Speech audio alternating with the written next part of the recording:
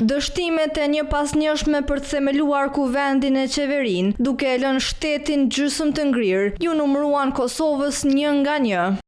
Vendi ka humbur terren në luftën kundër korrupsionit, duke rënë me 1 pikë dhe me një renditje prej 3 pozita më poshtë. Kosova me 43 pikë rangohet në të njëjtën vend me vende si Kina, Bregu i Filisht dhe Ghana. Kjo llogaritet të jetë një kthim prapa në raport me vitet e mëparshme, duke u listuar e 76-ta në mesin e 182 shteteve, siç thuhet në raportin e Transparency International.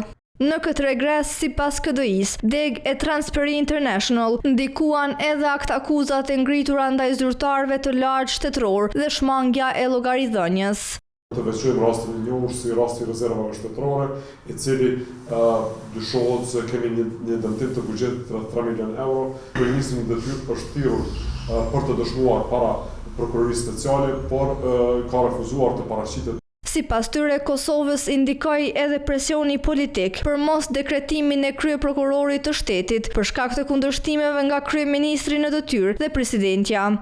Për këto çështje, grupi për politika studimore ka disa rekomandime. Duhet të mirën hapa konkret drejt pavarësisë institucioneve të drejtësisë në hetimin dhe dënimin e rasteve të korrupsionit të profilit të lartë, por edhe të tjera, të njëjtën kohë rritjen e transparencës, llogaridhënies qoftë në prokurimin publik, po edhe në shpenzimin e paras publike. Nga KDI u kërkua miratimi i strategjisë kombëtare kundër korrupsionit dhe finalizimi i paketës së reformës në drejtësi pas formimit të institucioneve.